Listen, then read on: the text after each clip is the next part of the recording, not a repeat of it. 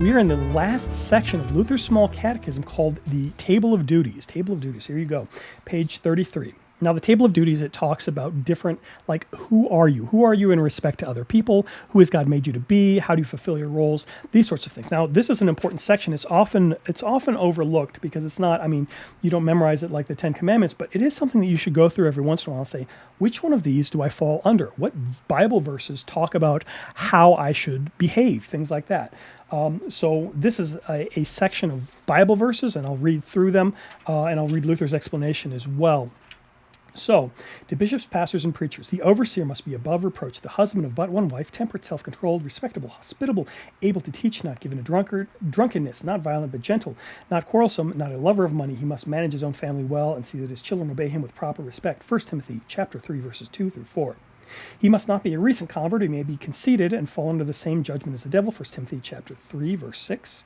He must hold firmly to the trustworthy message as has been taught so he can encourage others by sound doctrine and refute those who oppose it. Titus 1, verse 9. So again, as you're going through this section, if one of these jumps out to you and says, hey, that's me, I'm a father, or I'm a pastor, or whatever, this is what the Bible says about your table of duties. Like, what is your responsibility? So if you get a job, like, what is your job description? What are you responsible for? These are your responsibilities. These are your responsibilities. Make sure you know in the Bible what verses talk about what you ought to do and how you ought to behave. All right. What the hearer owe their pastor. So if that was to the bishops and the pastors and the people like me, members of the congregation, this is what they owe their pastors. The Lord has commanded that those who preach the gospel should receive their living from the gospel. 1 Corinthians chapter 9, verse 14. Now, unfortunately, sometimes there are pastors who have to get a second job, but being a pastor is a full-time job. Your pastor should be studying hours and hours and hours throughout the week, studying for Bible study, studying for counseling, studying for his own edification, to keep in the Word constantly, to prepare for sermons, all kinds of stuff. Your pastor should be studying the Bible, the Small Catechism, the Book of Concord, things like this. And the reality is that takes up a lot of time. That takes up a bunch of time. Your pastor should be paid by the congregation, not just for the hour on Sunday when he does a service, but for the time the rest of the week that he spends to preparing for the service. So the service is like, here's the delivery of everything I've been working on for the past week or the past however many years I've been working as a pastor. And then the worker deserves his wages. So as you are taking care of your pastor financially, this is a good and wonderful thing. This is pleasing to God. This is what God instituted. God said, you know what? I want you to take somebody from among the congregation and make his sole job and responsibility all stuff theological. Make him a specialist, make him the subject matter expert in theology and counseling and Bible and all of that stuff. Do whatever you can to allow him to have that ability to study and to be the best pastor he can, and pay him for it. Like, this is like paying for a specialist in the field. All right, continue in the same section. Anyone who receives instruction at the word must share all good things with his instructor. Do not be deceived. God cannot be mocked. A man reaps what he sows. That is Galatians chapter 6, verses 6 through 7. The elder, so elder is another word for pastor in the Bible. The elders who direct the affairs of the church are worthy of double honor, especially those whose work is preaching and teaching. For the scripture says, do not muzzle the ox while it is treading the grain, and the worker deserves his wages. 1 Timothy chapter 5, verses 17 through 18. So again, being a pastor is not a hobby. Being a pastor is not like it's a part-time thing. Being a pastor is a full-time gig. Being a pastor is work. Now, it's blessed work. It is challenging work, but it is a blessed calling. It is actual work, and people who work should be paid for their work. This is how God designs it. Okay, I'll keep going. We ask you, brothers, to respect those who work hard among you, who are over you in the Lord, who admonish you. Hold them in the highest regard, in love because of their work. Live in peace with one another. 1 Thessalonians chapter 5, verses 12 through 13. So there is actually a degree of honor and authority that your pastor has. Your pastor is not a contractor that you as a congregation have hired and can fire when you don't like him because he wants to use a one-year lectionary or he wants to change the color of the carpet or whatever. Your pastor is called through the congregation by God, and this is an honorable and special calling. Now, this goes both ways. Because the pastor has all of this respect and honor that is due to him, he also has all of this responsibility, and he ought to exercise his office as best as he can. All right. Keep going. Obey your leaders and submit to their authority. They keep watch over you as men who give an account. Obey them so that their work may be a joy and not a burden, for that would be of no advantage to you. Hebrews 13, verse 17. So if you're a member of the congregation, don't make your pastor miserable on purpose. Like, for whatever reason, sometimes people just do that. I don't know. Not in my congregation. I have such wonderful people. God has blessed me so much with this. Anyways, all right. So the next section of civil government. Ooh.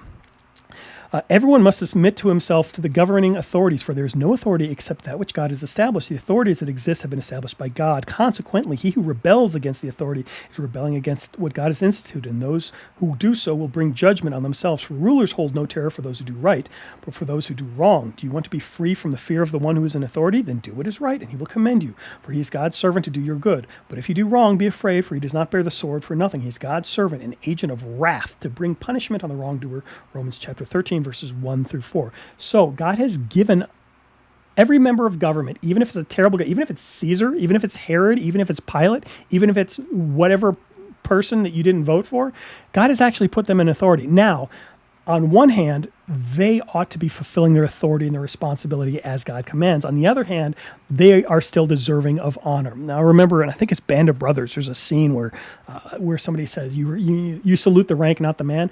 God has given authority to kings. Now, if the king is a bad king, you still acknowledge that God has given him that authority. For example, Caesar or Herod or Pilate. And Jesus says to one of them, I believe he says, you would have no authority if God had not given it to you, which means that God has indeed given this person the authority, and that authority should be respected.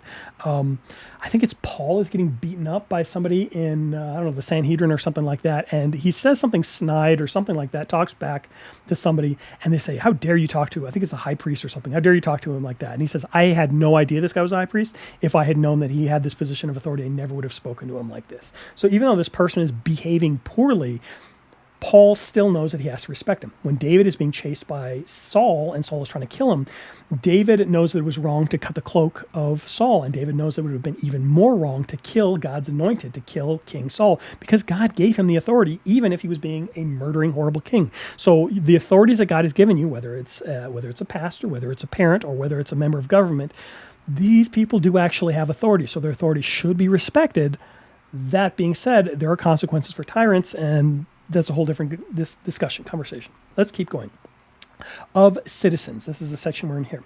Of citizens. Give to Caesar what is Caesar's, and to God what is God's. Matthew chapter 22, verse 21. It is necessary to submit to the authorities, not only because of possible punishments, but also because of conscience. This also is why you pay taxes, for the authorities are God's servants who give their full time to governing.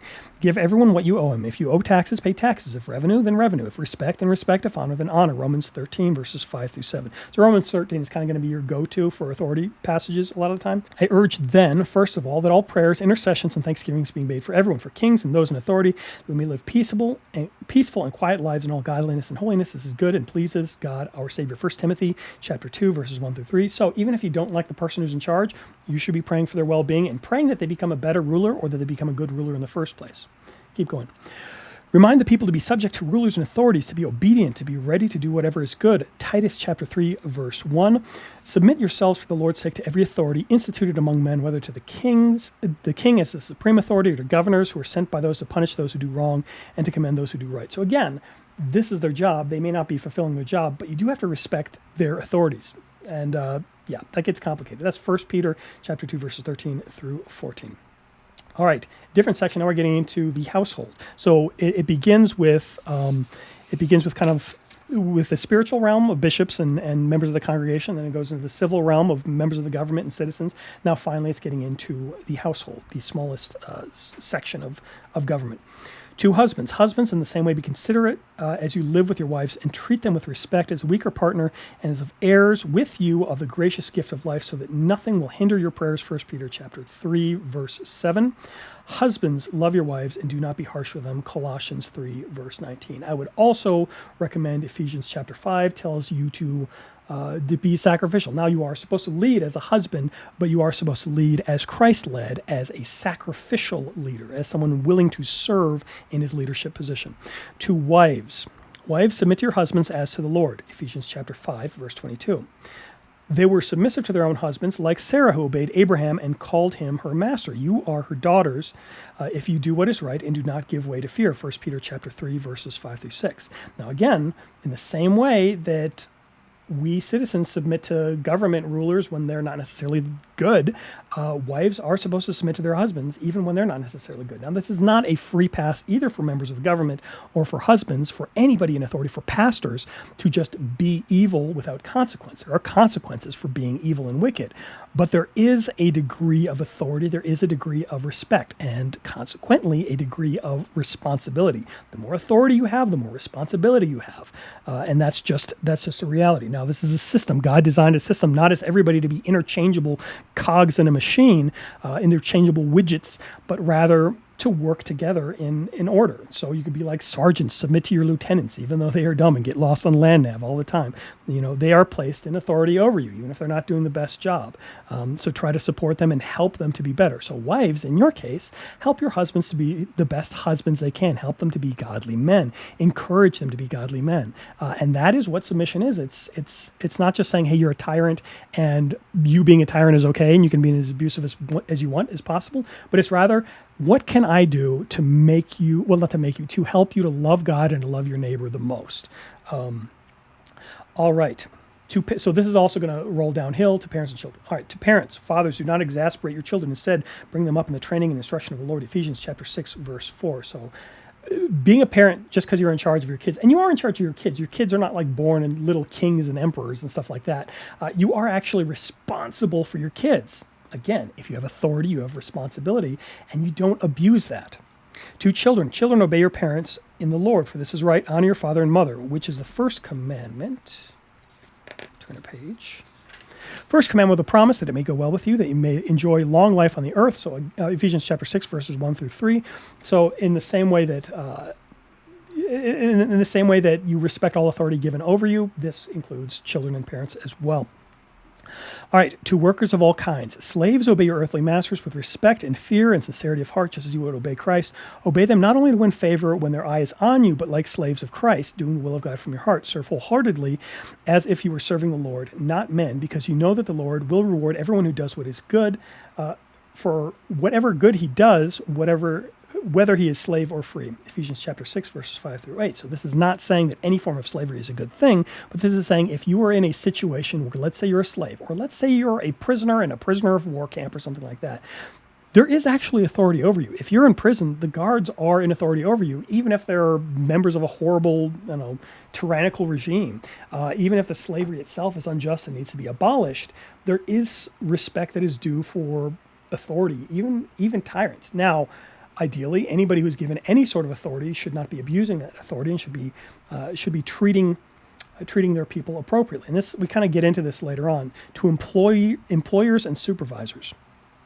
Masters, treat your slaves in the same way. Do not threaten them, since you know that he who is both their master and yours is in heaven. There is no favoritism with him. Ephesians chapter 6, verse 9. So if you are in a situation where somebody is in, let's say, indentured servitude, or they're a servant or a slave or anything like that, whatever like the situation is, because there have been a bajillion situations like that throughout the world, if you were put in that position of authority, you need to be a master in a way that would please God. There is no excuse for somebody to say, look, I am this person's boss, and I'm going to treat them like a horrible, like somebody who's not even human, somebody who's lesser than me. That is absolutely forbidden by God.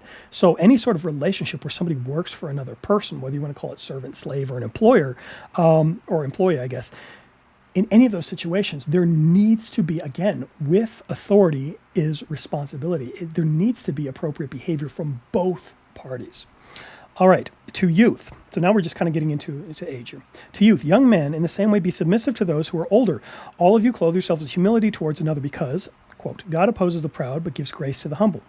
Humble yourselves, therefore, under God's mighty hand, that he might lift you up in due time. 1 Peter chapter 5, verses 5 through 6. So if you're a youngster, there is a degree of authority that elders, people who are older than you, people who have more experience than you, people who've lived longer than you, even if they're, less educated than you, dumber than you, more evil than you, anything like that, you do actually owe them a degree of respect, a degree of honor. be submissive to them. So again, this doesn't mean like you're walking down the street and some dude's like, hey, I'm 5 years older than you, so therefore I'm going to tell you everything that you need to do, and you just have to do it all. That's not what it means to be submissive. But rather it means to say, look, respectfully, sir, what you're commanding me to do is, I'm not going to do that, or whatever, I don't know. I'm not going to get into it too much.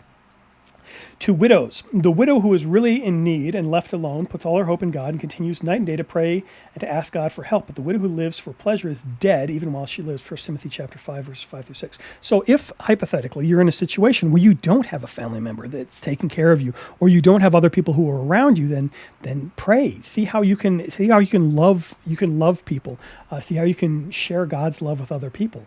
And this is, pretty much any congregation I've ever been to, you've got people who, let's say their kids are grown up and out of the house.